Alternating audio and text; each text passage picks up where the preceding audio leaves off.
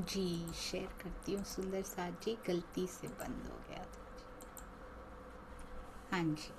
बोलो श्री प्राणनाथ प्यारे की जय।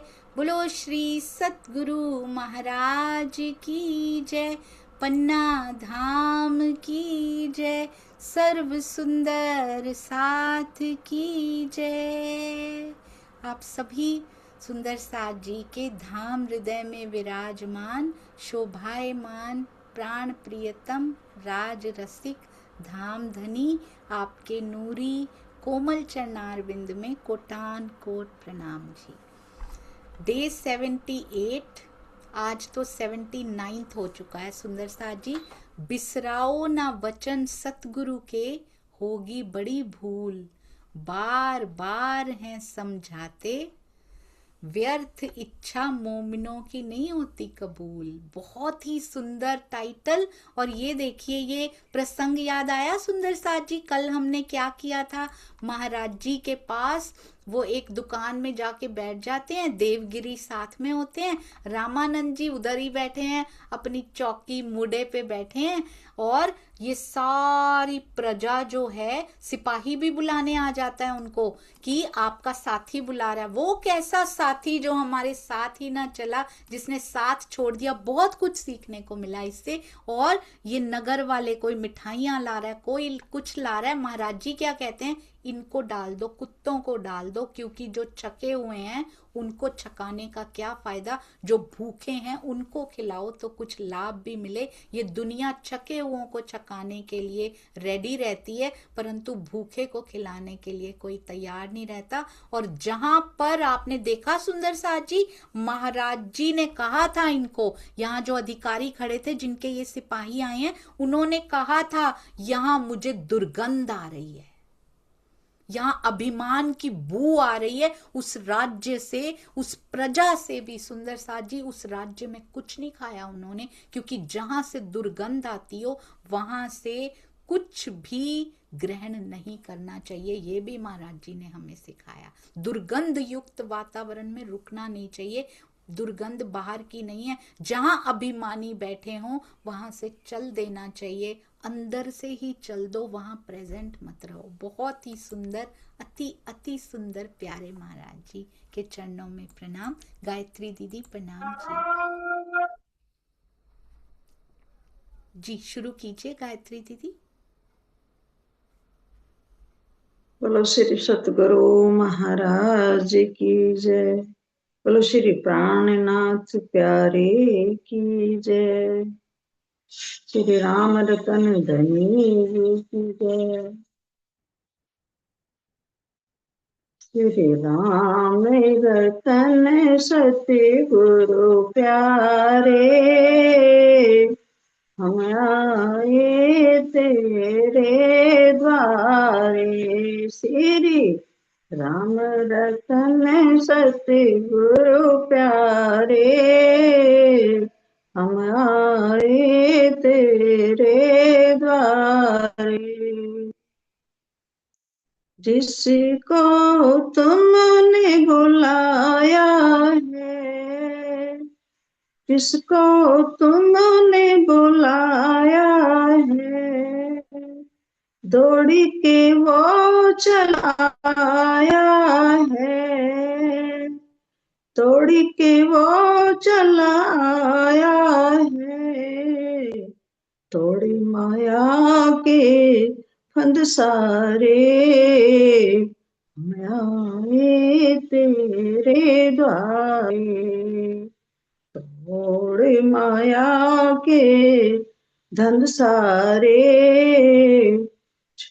हम आए तेरे द्वारे। श्री राम रतन सतगुरु प्यारे, हम आए तेरे द्वारे। मेहर तुम्हारी जो ना होती, मेहर तुम्हारी जो ना होती, तो कैसे पिया मैं यहाँ आती, तो कैसे पिया मैं यहाँ आती, महर सागर में पिया प्यारे, हम आए तेरे द्वारे। श्री राम रतन सतगुरु प्यारे, हम आए तेरे द्वारे। ऐसा दरबार नहीं देखा, ऐसा दरबार नहीं देखा, पाप झूठ ना छल धोखा, पाप झूठ ना छल धोखा, काम लाभ तेरे सबसे न्यारे, हम आए तेरे द्वारे। काम लाभ तेरे सबसे न्यारे, हम आए तेरे द्वारे। श्री राम रतन सतगुरु प्यारे, हम आए तेरे द्वारे। जो जिस दिल से आया है, जो जिस दिल से आया है, बिन मांगे सब पाया है, बिन मांगे सब पाया है। उसको मिले मेरे पिया प्यारे, हम आए तेरे द्वारे। उसको मिले मेरे पिया प्यारे, हम आए तेरे द्वारे। श्री राम रतन सतगुरु प्यारे, हम आए तेरे द्वारे। श्री राम रतन सतगुरु प्यारे, हम आए तेरे द्वारे, हम आए तेरे द्वारे। बोलो श्री सतगुरु महाराज की जय। बोलो श्री प्राणनाथ प्यारे की जय। प्रणाम जी। प्रणाम जी, चरणों में कोटि कोटि प्रणाम। अति सुंदर, अति मीठा महाराज जी का ये भजन उनके चरणों की ओर लेकर जाता हुआ, चरणों में कोटि कोटि प्रणाम। गायत्री दीदी प्रणाम जी, प्रणाम जी, बहुत सुंदर। आइए सुंदर साथ जी चलते हैं महाराज जी की अति प्यारी, अति मीठी, अब तो मस्ती में मस्त हैं, अब तो ना किसी का डर। इससे ये पता लगता है जब अंगना को प्रियतम मिल जाते हैं ना, उसके बाद उसको किसी का डर नहीं रहता। पहले कुछ नहीं बोलते थे क्योंकि विरहन कुछ बोल नहीं सकती। जब से मिले हैं पिया जी से तब से ना उनको राजा, पहले भी कोई फर्क नहीं लगता था उनको, राजा हो रंक हो कुछ फर्क नहीं था, तभी तो इस अवस्था तक पहुंचे थे महाराज जी। परंतु अब तो जो मस्ती में उनके मुख में आता है वो बोलते भी हैं और किसी से डरते नहीं है, निर्द्वंद्व निर्भय होकर प्रेम गगन में उड़ते हैं सुंदर साजी हर समय। कहते हैं आपके साथी ने बुलाया होगा, सिपाही को भेज दिया उन्होंने, अधिकारी जी ने रामानंद जी को बोला था महाराज जी को ले आओ, कहते मेरे कहने पे तो नहीं आएंगे। अच्छा फिर उनके लिए सीधा ले जाओ, राशन ले जाओ, नहीं वो भी मेरे से नहीं लेंगे, आप ही पहुंचवाओ। अच्छा फिर रुपया, एक एक रुपया ले जाओ, वो भी नहीं लेंगे, आप ही देकर आओ या आप ही बुलवाओ। सिपाही आते हैं बुलाने के लिए, कहते हैं अरे कौन है ये, क्या तुम्हारा कुछ ले आए हैं, क्या तुम्हारे चोर हैं, किसी को मार दिया है, ये क्या सामंत बना बना फिरता है, क्यों बुलवाता है? वो दाता नहीं है ना वो विधाता है, कौन सी बला है, कौन वन मानुष है, किसको तुम सामंत कहते हो? भागो यहाँ से, हम नहीं जाते, ज्यादा सर मत खपाओ हमारा। और जो चाहे हमारा कर लो, जो हथियार लेकर आने हैं ले जाओ, मैं नहीं आऊंगा अब वहां पे। क्या मोड़ दिया वापस सुंदर साथ जी वहां से। अब कहते हैं आपके साथी भी तो हैं वहां पे, विराजे हैं, वो बुलाते हैं आपको, शायद उनको कुछ काम होगा। हमारा साथी होता, कहते हैं हमारा साथी होता तो साथ ना आ जाता। हमारा मतलब क्या है अब उससे? वो अपना कर्तव्य कर रहा है, हम अपना कर्तव्य करते फिर रहे हैं।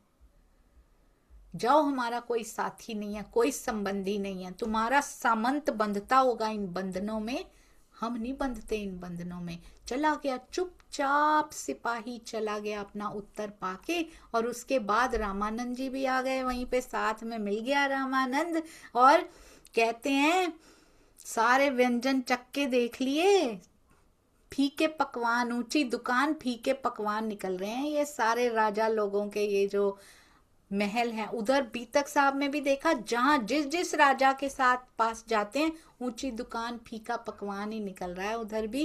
कहते हैं चील के घोंसले में कभी मांस पाया जाता है? नामुमकिन सी बात है। इस नीरस में रस खोजना, कहाँ यहाँ पे तृष्णा बुझेगी जहां हम बुझाने की कोशिश कर रहे हैं। ये सारे सिखापन हम सुंदर साथ जी के लिए हैं। कहते हैं सुबह उठते ही वहां से प्रस्थान कर लिया। और साधु तेकड़ा जो बन चुका है, तेकड़ा होता है तिकड़ी, तिकड़ी मतलब 3 जने। एक तो है देवगिरी जी महाराज जी के साथ कौन कौन है? रामानंद जी और देवगिरी जी। देवगिरी जी अभी अभी मिले हैं, पर उन्होंने महाराज जी का साथ नहीं छोड़ा। ज्यादा दिनों की जरूरत नहीं होती कि जो लंबे समय से साथ में है वही अंदर से साथ में है। देवगिरी साथ में ही आ गए, रामानंद वहीं मुड्ढे पे बैठे रहे। जो बाहरी बाहरी सजावटों पे ध्यान देते हैं ना, जो केवल शो ऑफ करते हैं कि आपके साथ हैं, पर अंदर से वो होते नहीं है। जैसे ही परिस्थितियां आती हैं वो हट जाया करते हैं। और ये भी राज जी की बड़ी मेहर होती है सुंदर साथ जी। अब कहते हैं हमारा साधु तेकड़ा, हमारी जो तिकड़ी है, वो कलकत्ते पहुंच गए। हम तीनों मिलकर मोमिनपुर से वर्धमान महाराजा की कोठी के पास वहां पे पहुंच गए। और महादेव तालाब नाम से कहते कलकत्ता में वो बहुत प्रसिद्ध, बहुत विख्यात है। अब कलकत्ता जाके कहते सारा वो जो तालाब है ना, सारा कलकत्ता जन है वो नित्य कर्म वगैरह करने वहां पर काफी संख्या में आते हैं। और वहां का जो किनारा है ना उस तालाब का, साथ साथ में देखने की कोशिश कीजिए। मुझे ऐसा लगता है, मेरे भाव हैं ये, हर एक के अलग हो सकते हैं, कि परमहंसों के जीवन की को हृदय में बसाना, चित्त में बसाना, चितवन करने से, उनकी रहनी के चितवन करने से हमारी रहनी सुधरती है, हमें प्रेरणा मिलती है उससे। बीतक साहब में प्राणनाथ जी के पद चिन्हों को निहारने से, पहले यहाँ के पद चिन्ह तो निहारें, फिर जाके मूल मिलावा के चरण कमल की बारी आती है सुंदर साथ जी। अपनी ब्रज रास और जागनी की ये जो बीतक है ना, पहले उन चरण कमलों को हम निहार लें। उनके पद चिन्हों को निहारते निहारते साथ में तो चलना पड़ेगा ना उनके, कैसे निहारेंगे, वो तो दूर निकल जाएंगे। तो उनकी बीतक में पीछे पीछे चलते, उनके कदमों को देखते देखते, अभी कदमों पे कदम धर नहीं पा रहे, परंतु हमारी रहनी में उस उनकी प्रेरणा से, उनकी मेहर से सुधार जरूर आने लगता है, 100% आने लगता है। और कहते हैं वो तीर जो बहुत निर्मल है, तीर यानी किनारा उस तालाब का बड़ा निर्मल है, पूरा आलम रोज नहाता है वहां पे आके। कहते हमें एक छोटा सा चबूतरा वहां पे खाली दिख गया उस तालाब के किनारे पर, महादेव तालाब उसका नाम है, महादेव। तो कहते हैं वहां पे हमने उस पे अपना आसन लगा लिया, वहां पे जाके जो चबूतरा उनको दिखा लगवा लिया। अब कहते हैं वहां पर बड़े कर्मकांडी लोग नहाने आते हैं, अटूट सा कहते जन समूह तांता लगा रहता है वहां पे नहाने के लिए।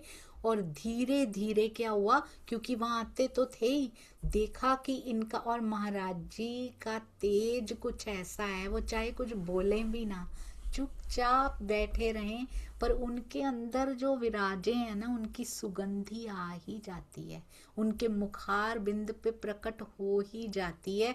तो वहाँ के जो लोग हैं ना, कुछ कुछ मुमुक्षु जिनके अंदर थोड़ी उत्कंठा होती है, वो निकट आने लगे महाराज जी के। बड़े सौभाग्यशाली हैं जो उनके निकट आने लगे। कहते हैं पता नहीं क्यों महाराज जी, पता है क्या कहते हैं, पता नहीं, कहते हैं हम तो फक्कड़ हैं, नंगे धड़ंगे, हमारे पास तो ज्यादा कपड़े भी नहीं पहने हुए। वही उन्होंने तो पूरा का पूरा वो भी उतार दिया था, सिर्फ लंगोटी पहन के रखते हैं ज्यादा, या फिर एक चादर होती है पास में, एक बिछा लेते हैं आसन की जगह पे। कहते हैं हम तो फक्कड़ हैं, हमारे पास तो कुछ है भी नहीं, पता नहीं इनकी क्यों श्रद्धा उपज रही है हमारे ऊपर। जिनके पास सब होता है ना, वही कह सकते हैं ये। जो खाली होते हैं ना, वही बड़ी बड़ी बातें करते फिरते हैं कि हमारे पास सब है, होता कुछ नहीं है। जिनके पास होता है ना, वो कभी नहीं कहते कि हमारे पास है। They never say that. उनको छुपा छुपा के रखना पड़ता है, अपनी ही बीत तक लिखवाते हुए भी छुपा रहे हैं कि हम तो फक्कड़ हैं, हमारे पास तो कुछ भी नहीं है। कहते हैं एक ना कलकत्ते का विशेष व्यक्ति था, सेठ लक्ष्मी नारायण उनका नाम है। बड़ा दयालु है, भावुक है, और उस मानव का हृदय ना बहुत भावुक। कौन? लक्ष्मीदास जी। कहते हैं नित्य कर्म वो भी करने आते हैं यहाँ पे, नित्य क्रम करते हैं, और उससे निवृत्त होके वो नित्य आते थे। और कहते हैं दैव योग से अचानक ही सौभाग्यवश लिखा हुआ था वो क्षण, वो हमारे ही, जहां महाराज जी का वो लगा हुआ है ना, देखने की कोशिश कीजिए, एक चबूतरे पे प्यारे महाराज जी बैठे हैं। कहते हैं ये कुछ कारज कारण ही होगा ऊपर वाले का, धनी जी का, कि दैव योग से जहां पे चबूतरे पे महाराज जी बैठे, उनके सामने ही आके वो नहाते हैं। रोज वही जगह उन्होंने चुन रखी है। और कहते वो गीता पाठ भी करते हैं, घंटों जल में खड़े रहते हैं और गीता का पाठ करते हैं। गीता का पाठ कोई छोटा थोड़ी होता है, घंटों खड़े खड़े। कहते बहुत सुबह आते थे, मतलब अभी मुंह अंधेरे जैसे आते हैं ना, बहुत सुबह सुबह आ जाते थे।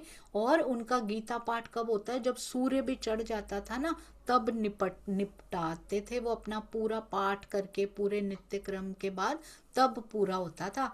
और जब कहते एक दिन ना वो नहा धो चुके, तो उनका चलने का वक्त आ गया। रोज उसी समय जाते थे। महाराज जी की नजरें उनके ऊपर रहती हैं, जिन पे नजर भी पड़ी है ना, परमहंसों की नजर भी पड़ जाए ना सुंदर सा जी जिस जीव के ऊपर, वो भी धन्य धन्य है। याद किया करेंगे वो जीव भी याद किया करेंगे, जब बहिश्तों में कायम हो जाएंगे कि इन परमहंस की, इन ब्रह्मांगना की, इनके अंदर अक्षरातीत विराजमान थे, उनकी नजर हमारे ऊपर पड़ी थी, इनके अंदर से लीला हुई थी, और हमारे अंदर, हमारे ऊपर इनकी वही पल वो याद कर करके रोया करेंगे कि उस समय हम इनके चरणों में आ गए होते तो हमारा जीव भी सफल हो गया होता वो लेना। कहते हैं एक दिन वो नहा धो चुके, चलने का वक्त आया, तो हमने उनको, कहते हैं देख, इधर बुलवाया उनको कि इधर आइए जरा, ये हाथों से ना इशारा कर की झोली कहते हैं, ये हाथों से इशारा करके उनको बुलाया। प्रश्न किया, ये जल में आप क्या करते हैं रोज, क्या करते हो तुम, क्या कौन सी पुस्तक है जो तुम जल में आके रोज पढ़ते हो? तो वो लक्ष्मी नारायण जी कहते हैं, अजी महात्मा जी गीता का ही पाठ करते हैं हम तो। कहते हैं हमने इस पाठ का ना एक नियम बना लिया। ये घटना क्यों लिखी गई है, बहुत ध्यान से सोचिएगा। उनको ही क्यों रोका? इतने लोग नहाते धोते हैं और किसी को नहीं रोका। ये कुछ पढ़ते हैं, कम से कम पढ़ते तो हैं। हम भी कब तक बस पढ़ते ही रहेंगे? ये महाराज जी हमें सिखा रहे हैं। कहते हैं हमने ना इसका नियम बना लिया है महात्मा जी। तो महाराज जी ने फिर से प्रश्न किया। कहते बात तो आपकी बड़ी अच्छी है, ये नियम तो बड़ा अच्छा बनाया है। तुमने खुद ही पढ़ी है अभी तक, या कभी सुनी भी है किसी से, या खुद ही बस किताब पढ़ते हैं रोज? हाथ जोड़ के बोले, ना जी, सुनी तो हमने किसी से नहीं है, ना हमने किसी से सुनने की कोशिश की है, किसी अन्य से। बस पढ़ लेता हूं रोज, धर्म समझ के, नियम समझ के रोज पढ़ लेता हूं। हम वाणी का पठन करते जा रहे हैं, वो गीता पढ़ रहे थे, हम वाणी पढ़ते जा रहे हैं। किसी से समझने की कोशिश ही नहीं की हमने कभी। ऐसे भी हम ऐसे रह चुके हैं। धीरे धीरे सुध आती है कि नहीं, इसके अर्थ को भी समझें, धनी ने क्या दिल की बातें, दिल के राज खोल के रखे हैं, तब आता है, नहीं तो नियम ही रह जाता है। कहते धर्म समझ के पढ़ लेता हूं। क्यों समझाया गया है ये घटनाएं? ये घटनाओं के माध्यम से हमें क्या देना चाह रहे हैं? कहते हैं, हमने कहा सेठ पढ़ने से मतलब नहीं हल होगा तुम्हारा। जो इसके अंदर रहस्य गर्भित हैं, जो रहस्य बताए गए हैं, क्या स्वयं समझ पाओगे? सतगुरु की महिमा बता रहे हैं सुंदर साथ जी, क्या स्वयं समझ पाओगे तुम? सुलझे हुए पुरुष से जब तक भेद नहीं खुलवाओगे, जब तक नहीं भेद खुलेंगे, तब तक ऐसे पढ़ने से कोई फायदा नहीं होगा। ये सर्व समर्थ सतगुरु होते हैं जो वाणी के भी भेद खोल खोल के हमें बताते हैं। नहीं तो एक बार आ तो गई वाणी, चर्चाएं भी तब कर दी थी, तभी लिखवा देते ना सुंदर साथ जी। तो क्या हुआ, रिकॉर्डिंग ही तो नहीं होती थी, ऑडियो नहीं थे, वीडियो नहीं थे, स्याही तो मिलती थी, कलम तो मिलती थी, पन्ने तो मिलते थे, कागज तो मिलते थे, वाणी भी तो लिखी गई है। बड़े दुर्लभ होते थे तब, पर मिलते थे। चाहते तो चर्चाएं, चिट्ठियां भी लिखी जाती थी तब, खत लिखे जाते थे, पातियां लिखी जाती थी, चाहते तो चर्चा भी लिखी जा सकती थी। इतना सेवा भावी सुंदर सा, शायद कोई लिखता भी हो मेन पॉइंट तब, कि उसको बार बार दोहराया जा सके, क्योंकि रिकॉर्डिंग तो है नहीं जो सुन ली जाएगी। शायद उसको लिखता भी हो कोई, पर छुपा दिया गया, उसको बाहर नहीं आने दिया गया। कोई तो रीजन होगा इसका। परमहंसों को शोभा देनी है, ये रहस्य खोल खोल के बताएंगे सुंदर सा जी। क्या कोई कारण छोड़, क्या कोई कसर छोड़ी होगी 5वें दिन में? जिनके स्वयं धाम हृदय से वाणी उतर रही है, क्या उनको कोई ऐसा रहस्य होगा जो अनसुलझा हो? सारे सुलझाए होंगे, पर नहीं लिखवाए, क्योंकि हर परमहंस की छठा दिन मोमिनों का है तो दिया है उनको, खुद बल दे रहे हैं अंदर से, खुद ही रहस्य उनके अंदर बैठ के भी खुलवा रहे हैं पिया जी। उनको शोभा देनी है। प्राणनाथ की शोभा कोई प्राप्त नहीं कर सकता, वो केवल महामती जी को मिली है, परंतु आगे भी हर परमहंस को शोभा मिलनी है। जैसे हिस्सा देऊं आवेश का लिखा गया ना, हिस्सा देऊं शोभा का भी है सुंदर सा जी, उनको शोभा भी दी गई है। और पूर्ण में से पूर्ण निकलता है तो पूर्ण ही होता है। इन्फिनिटी माइनस इन्फिनिटी भी इन्फिनिटी होता है। इन्फिनिटी में प्लस कर दिया जाए, अनंत में अनंत प्लस कर दिया जाए, तब भी आंसर अनंत ही होता है। कहते हैं किसी सुलझे हुए पुरुष से भेद खुलवाओ, नहीं तो ये तभी तो सुलझेंगी सारी गुत्थियां, जिसके हृदय में खुद सुलझ चुकी हों, वही तो हमारी गुत्थियां सुलझा पाएगा। आप सेठ जी क्या जाने, ये लिखा हुआ ऐसे, कृष्ण कौन है गीता का, आप क्या जाने कि गीता में किन कृष्ण जी की बात लिखी गई है, करी किसने बाल लीला, और महाभारत किसने जीता था, आपको क्या पता? गीता पढ़ेंगे आपको तो लगेगा ये एक ही कृष्ण जी थे, आपको क्या पता क्या रहस्य छुपे हुए हैं।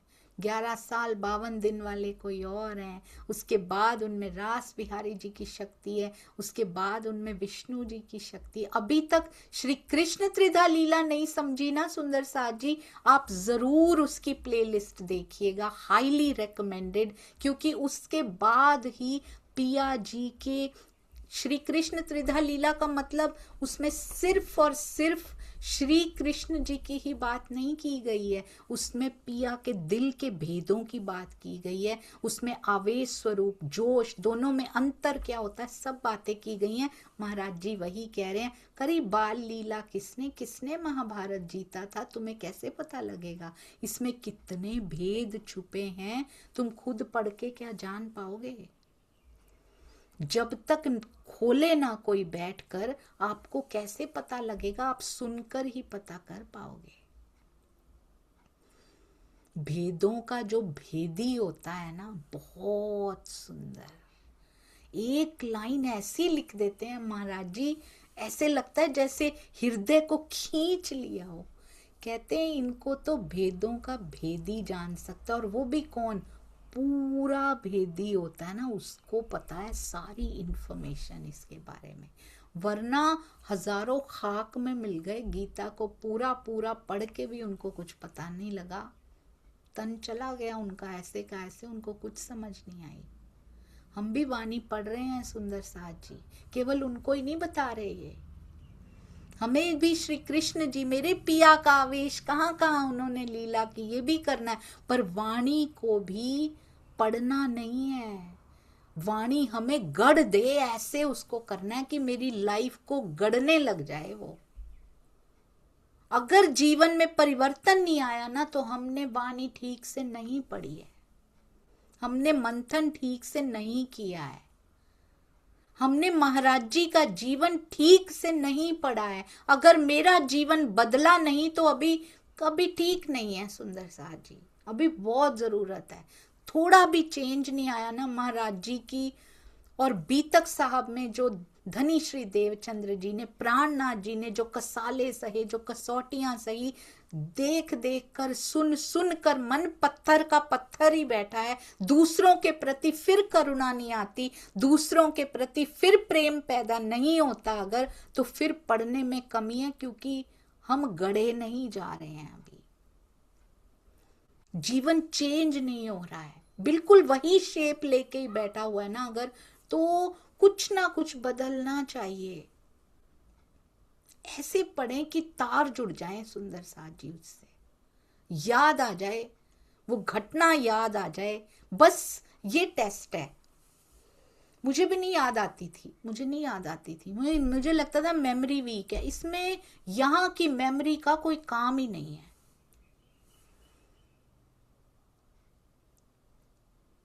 यहाँ के रिश्तेदार तो नहीं भूलते कभी, मेमोरी में सारे याद रहते हैं। कभी नहीं भूला कि ये मेरे ये लगते हैं, ये लगते हैं, ये तो नहीं भूलते। क्या कौन इधर ही मेमोरी वीक है क्या? सारा इधर ही कसर निकालनी है, जो जो कमी है इधर ही होगी क्या सारी अप्लाई? दुनिया में तो सब याद रखना पड़ता है, उसके लिए सारा समय है हमारे पास। फ्लैश हो, जो घटना हृदय को छू जाएगी ना, वो नहीं निकल पाएगी कभी भी। तो ऐसे ऐसे प्रसंग जो छू जाएं, दुर्गंध आती हो वहां नहीं रुकना, जहां अभिमान की दुर्गंध आती हो आप नहीं रुक पाएंगे। उसके बाद आप सामने से बैठे भी रहें, आप मेंटली एब्सेंट हो जाएंगे वहां, आप अंदर से चले जाएंगे वहां से। महाराज जी जो सिखा रहे हैं ना, वो मर्म की बातें हैं प्रैक्टिकल लाइफ में। कहते भेदों का भेदी जानता है, वरना हजारों खाक में मिल गए, गीता को पढ़ के भी पूरा। और सेठ जी ने जब ये बातें सुनी, बड़ा प्रभाव पड़ा उनके ऊपर। अब तो वो रोज सत्संग में आने लगे, उनको सतगुरु की वैल्यू पता लग गई सुंदर साथ जी, इतना असर उन पे पड़ गया। एक दिन कहते हाथ जोड़ के कहने लगे कि जितने लोग यहाँ आपके साथ हैं ना, वो मेरे यहाँ जीमेंगे अब आज के बाद। आप जब तक यहाँ ठहरेंगे, उधर गांगजी भाई ले जा रहे हैं, जितना सुंदर साथ आपके साथ आएगा मैं सेवा करूंगा उनकी। इधर लक्ष्मी नारायण जी कहते सब मेरे यहाँ जीमेंगे, जब तक आप यहाँ ठहरेंगे सब प्रबंध मेरा होगा। अब आप कहीं अन्य जीमने नहीं जाओगे, ये नहीं मैं होने दूंगा। सेठ जी से महाराज जी कहते हैं हम तो साधु हैं, हमारा कुछ पता नहीं, पता नहीं कितने क्षण में, ऐसा नहीं हम तीन ही हैं, मैं रामानंद और देवगिरी, हम तीन नहीं है सिर्फ, कितने क्षण में साधु कितने बढ़ जाएं, साथ में कितने बैठ जाएं, क्या बतलाएं तुमको, गिनती गिनकर क्या बतलाएं। अपनी साधुओं की कोई तादाद नहीं होती है। और उसके ऊपर मकर संक्रांति का समय है, तो कैसे गिनेंगे? यहाँ पर तो मेले का वक्त है, तो पता नहीं कितने इकट्ठे होते जाएं, कैसे आपको संख्या बता दें। तो कहते सालाना यहाँ पे मेला भी भरता था उस समय, गंगा सागर के मेले के वक्त, जहां पे कहते कपिल ने महिप सागर के 60,000 पुत्रों को भस्म कर दिया था ना, उसका ही मेला भरता था यहाँ पे। तो बड़े जोर का भरता था। अब कैसे संख्या बता दें, कौन कौन साथ हो लेगा उस समय? सेठ ने उत्तर दिया, क्या चिंता है महाराज, जितने एकत्रित होंगे सब जीमेंगे मेरे यहाँ। महाराज जी ने स्वीकृति दे दी और वो चले गए उसके बाद। और कहते उन्होंने हाथों हाथ, आज ही कहते जीमेंगे, आज ही हाथों हाथ उन्होंने लंगर आदि का इंतजाम किया। महात्मा बढ़ता चला गया, बढ़ता चला गया।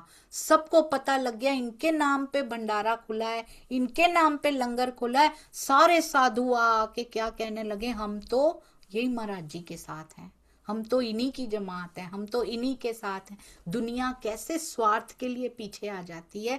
आत्मिक आहार लेने नहीं बढ़ती संख्या, आत्मिक आहार में संख्या नहीं बढ़ रही है, पर जब जीवने की बारी आई है, कुछ लेने की बारी आई है, तो संख्या, हम इन्हीं के साथ हैं, हम इन्हीं के साथ हैं। और जैसे ही स्वार्थ पूरा हो जाता है, संग छूट जाता है। सुंदर साथ जी, हम सुंदर साथ तो ऐसा नहीं करते हैं ना, कभी नहीं करना। महाराज जी यही सिखा रहे हैं। अपने स्वार्थ के लिए तो दुनिया पीछे लगती है, सुंदर साथ को ऐसा बिल्कुल नहीं करना है। कहते हैं जैसे जैसे महात्माओं की संख्या बढ़ती गई, वहां राशन भी वो बढ़ाते चले गए, रसद की संख्या भी बढ़ती चली गई। कहते हैं जहां बिना मांगे मिलता हो, वहां साधु क्यों भला कहीं मांगने जाएंगे।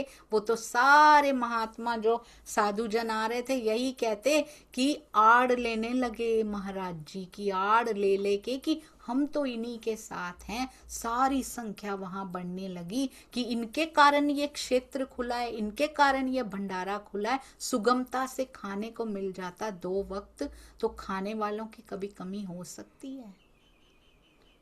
कम से कम उनके मुख से ये तो निकला कि हम इनके साथ हैं।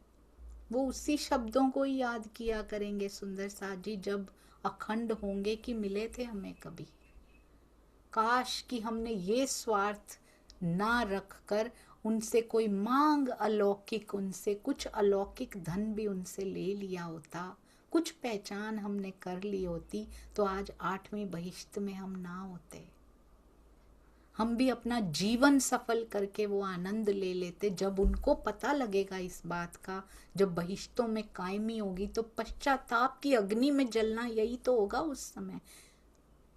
हमारे भी जीव जलेंगे, दूसरों पे क्या कहते हैं कि ये जलेंगे। मैंने जितने जीव छोड़ के आई हूं अभी तक, वो भी रोएंगे, आंखों में हाथ दे दे के रोएंगे कि आत्मा का संग मिला था, पिया प्राणनाथ की वाणी, कहीं ना कहीं से मिला था कोई ना कोई संकेत, पर हम नहीं मुड़ पाए। हमने पूरा समय अपना व्यर्थ कर दिया। इस जीव के साथ सारा कुछ मिले हुए भी ऐसा ना हो जाए, ऐसा ना होने पाए। इसीलिए इसको जरूर अग्रसर करना है, समझना है वाणी को, केवल पढ़ना नहीं है। यही महाराज जी कह रहे हैं कि सच्चा सतगुरु करके, उससे समझ के, उससे उतारना भी। सेवा में तुरंत हाजिर हो गए। वो कैसे अंदर गया होगा उनके। कहते हैं खाने वालों की कोई कमी नहीं है। वहां मारवाड़ी जन बहुत आते थे, पर कहते हैं उनकी बिल्कुल महाराज जी पे श्रद्धा नहीं थी, लेश मात्र भी श्रद्धा नहीं है उनकी महाराज जी पे। एक सज्जन आते थे, उनका नाम था मांगी लाल, वो रोज नहाने आते हैं वहां पे। सोचिए सुंदर साथ जी, वहां पे इतने लोग नहाने आते हैं, फिर वापस अपने घरों लौट जाते हैं। कहना कितना आसान है ये कि एक चबूतरा देखा, आसन लगा लिया। अब तो हमें आदत ही पड़ गई सुन सुन के, हमारे जीव को आदत ही पड़ जाती है कि हाँ ऐसे ही है। प्राणनाथ जी भी ऐसे ही पेड़ों के नीचे बैठ जाते हैं। इट्स वेरी नेचुरल, बहुत आसान हो गया है सुन सुन के। पर जब बीती होगी ना तो उनको पता होगा। वर्षा भी आती होगी, धूप भी पड़ती होगी, ओले भी पड़ते होंगे, कभी कभी पड़ते हैं वर्षा में। कभी कितनी ठंड हुआ करती होगी रातों को, वहां जानवर भी पानी पीने आ जाया करते होंगे। कितना बल है महाराज जी के अंदर। और तब नहीं होता होगा, सुंदर साथ क्या जंगलों से रास्ते में आते नहीं होंगे, कोई जंगल नहीं आते होंगे, कोई वर्णन ही नहीं किया गया उसका कि रास्ते में क्या क्या घटा है उनके साथ। वो जो अनकही है ना, वो इसमें थोड़ी थोड़ी कही गई है, थोड़ी थोड़ी, कि रास्तों में भी क्या हुआ करता है, कैसे कैसे जन मिल जाते हैं, कौन कैसे अपशब्द कहता है, कोई बड़े प्यार से सेवा करता है तो कोई अपशब्दों की भी झड़ी लगा देता है, पर कोई असर नहीं होता, कोई असर नहीं होता, बढ़ते चले जाते हैं, बढ़ते चले जाते हैं। क्या महाराज जी को राज्य मिलने के बाद यात्रा रुक जाती है वहीं पे, बस रुक जाते हैं वो? आगे भी सब कुछ सहन करते जा रहे हैं। अब बस अंदर वो बैठा है और पता है और उससे बात होती है।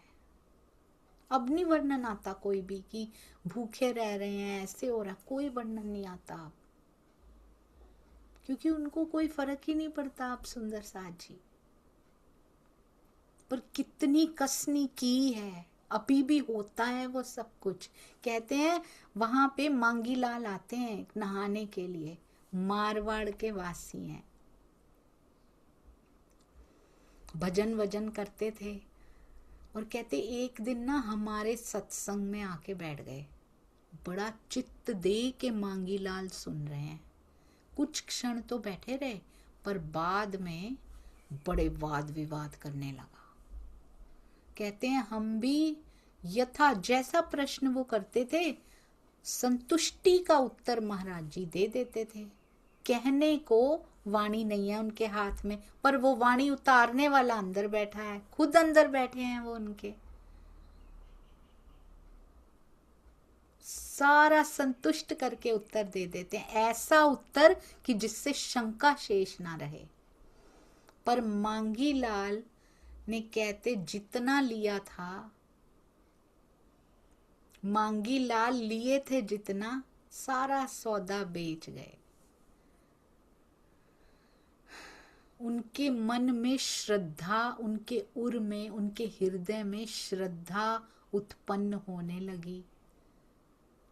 मारवाड़ है ना, मारवाड़ी है ना, सौदा बेचने आए थे वहां पे, सारा बिक गया, नित्य आना भी शुरू कर दिया। कहते पूरे के पूरे शिष्य बन गए महाराज जी के, वो रोज आने लगे। और जैसे जैसे महाराज जी रहस्य खोलते उनकी आंखें खुलती चली जाती, अंदर की आंखें। बहुत सुंदर, बहुत सुंदर। कहते हैं ये वर्ड्स लिखे हैं, काली और कलूटी प्रतिमा मन की चली गई धुलती। जैसे जैसे आंखें चली गई खुलती, अंदर जो मन, ये उनके मन की ही नहीं बात हो रही, ये हमारे मन की प्रतिमा काली और कलूटी है ये। कहते वो धुलती चली गई, किससे? चर्चा से। ये प्रताप होता है चर्चा का, ये प्रताप होता है इन वचनों का। हम सोचते हैं कि ले अब बैठने की क्या जरूरत है, रोज माया वार करती है, रोज चर्चा धोती है, काली कलूटी प्रतिमा और काली होने नहीं देती और उसको भी धोती चली जाती है। कहते हैं नाड़ियों में जैसे एकदम उसके ज्ञान प्रवाहित होने लगा, संचार होने लगा, अंदर वैराग्य आने लगा, मोह भागने लगा, ऐसा मांगी लाल हो गया। मोह जैसे कोसों दूर भाग गया हो। और ऐसी स्थिति में उन्होंने क्या किया सुंदर साथ जी, वो हम सुनेंगे। पर अभी अभी महाराज जी ने कहा था सतगुरु कैसा होना चाहिए, जो तुम्हें माला माल कर दे, इस धन से नहीं, उस धन से। वही खोल सकता है सब कुछ, और वो कभी कभी बड़े प्यार से समझाता है।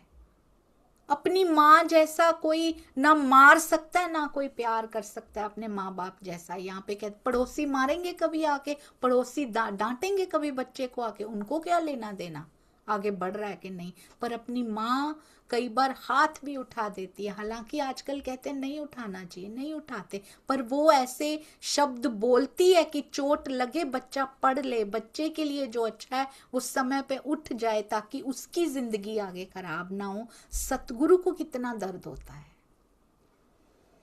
कितना दर्द होता होगा सुंदर साथ जी। ये तो यहाँ की माँ है जो देख नहीं पाती ऐसे बच्चे को, सतगुरु को कितना दर्द होता है।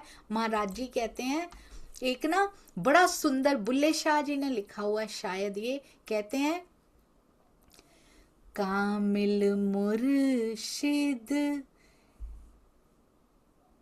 ऐसा होवे,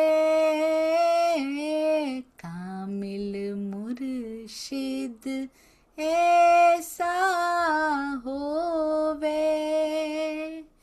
जो तो भी वांगू छुट्टे हूँ। धोबी क्या करता है, ऐसे ऐसे मारता है पछाड़ पछाड़ के कपड़ों को, और फिर जब वो धुल भी जाते हैं ना तब भी छोड़ता नहीं है, जोर जोर से ऐसे छांटता है उनकी सिलवटें निकालने के लिए। धुले हुए कपड़े की भी सिलवटें निकालनी बड़ी आवश्यक होती हैं। मैं की सिलवटें पड़ जाती हैं, धुल तो गया, ज्ञान तो आया, पर साथ में अहंकार तो नहीं आया। जोर जोर से ऐसे मारता है उसको कि इसके अंदर की सिलवटें भी, हर कपड़ा प्रेस में नहीं जाता, ताप सहना पड़ता है किसी को, और किसी को जोर जोर से ऐसे, पंजाबी में कहते हैं कपड़े नु छंडना। जो तो भी वांगू छट्टे हूँ, नाल निगाह दे पाक करे। क्यों आते हैं महाराज जी के पास लोग, उनकी निगाहों में, उनके नेत्रों में वो दिखाई देता है, वो अंदर छुपा जो बैठा है वो दिखाई देता है, उनमें से वो अलौकिक सुगंध आती है। क्यों आते हैं लोग खिंचे हुए उनके तेज को देखकर, क्योंकि उनकी निगाहों से ही वो पवित्रता मिल जाती है। उनके सानिध्य में 4 मिनट 2 मिनट बैठने से भी वो शांति मिल जाती है, उस प्रेम का एहसास होता है जो पूरी दुनिया में ढूंढने से नहीं मिलता। ऐसा सुख मिल जाता है जो यहाँ वैकुंठ का राज्य दे दो तब भी नहीं मिलता। ऐसा सतगुरु होना चाहिए, कहते हैं। नाल निगाह दे पाक करे, ना सजी साबुन कते हूँ। उसको साबुन की जरूरत नहीं पड़ती धोने के लिए, वो निगाहों से धो देता है, वो निगाहों से साफ कर देता है, उसकी नजरों में इतना बल होता है। उसको कहते साबुन की सज्जी, साबुन की वो नहीं चाहिए होती उसको। मैले नू कर देंदा चिट्टा, चिट्टा होता है बिल्कुल सफेद, मैला जीव ये हुआ पड़ा है, संस्कार चढ़ा चढ़ा के अपने ऊपर, सतगुरु अपनी निगाहों से उसको सफेद कर देता है। ऐसे मारता है अपने वचनों से, ऐसे वो सिलवटें निकालता है। घबराना मत कभी भी, वाणी भी निकालती है ऐसे। कितने खंडनी के वचन भी उसी कपड़े को किए जाते हैं जो सहन कर पाए। पतली सी चुनरी होती है ना, उसको जोर जोर से नहीं मारा जाता, पट जाएगी, वो खंडनी सहन नहीं कर पाएगी। जो जीव सहन कर पाते हैं उन्हीं को खंडनी के वचन कहे जाते हैं। सुंदर साथ जी, मैले नू कर देंदा चिट्टा, जरा मैल ना रखे हूँ, जरा सी मैल भी नहीं रहने देता। यदि सच्चा सतगुरु का संग, सच्चे सतगुरु का मिल जाए तो ये कहने की बातें, कहने भर की बातें नहीं है। अगर मैल नहीं है तो दिल से मैल जा क्यों नहीं रही सुंदर साथ के लिए, प्रेम आ क्यों नहीं रहा सबके लिए। सुनने में तो ये बड़ा अच्छा लगता है, पर वो मैल क्यों नहीं जा रही हमारे अंदर से, इसका क्या कमी हो रही है हमारी तरफ से। सतगुरु की तरफ से कोई कमी नहीं है, सारी कमियां इस जीव में हैं। क्यों सब सुंदर साथ से प्रेम नहीं करता? क्यों अभी भी मैल रख के बैठा है अंदर किसी के लिए भी? ऐसा मुर्शिद होवे जेड़ा, ऐसा सतगुरु जो हो, ऐसा मुर्शिद होवे जेड़ा, लू लू दे विच वसे हूँ। लू लू होता है रोम रोम में, वो बस जाता है। जो ऐसा सतगुरु होता है उसको माया चाहे भी तो निकाल नहीं सकती हमारे अंदर से।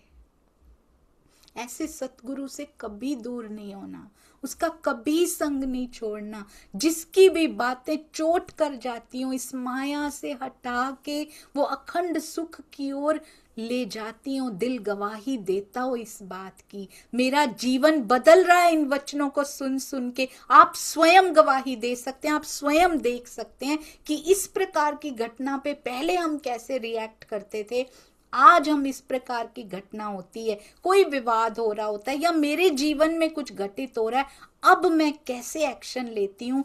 परमहंसों की, प्राणनाथ जी की, देवचंद्र जी की अगवानी में, सतगुरु की अगवानी में, उनकी गाइडेंस में अब हम कैसे उन बीतक को, उनकी रहनी को देख देख कर थोड़ा थोड़ा सुधार अपने जीवन में नजर आ रहा है। ऐसे सतगुरु को, ऐसे वचनों को लाख दुनिया हटाए कभी नहीं हटना चाहिए, उनके चरणों को कभी नहीं छोड़ना चाहिए। जेड़ा लू लू दे विच वसे हूँ, उसको रोम रोम में बसाना है। ब्रज में बसे थे ना हमारे रोम रोम में, रास में बसे थे ना सुंदर साथ जी, तभी तो विरहा सहन नहीं हो पा रहा था। आज क्यों नहीं बस पा रहे हैं?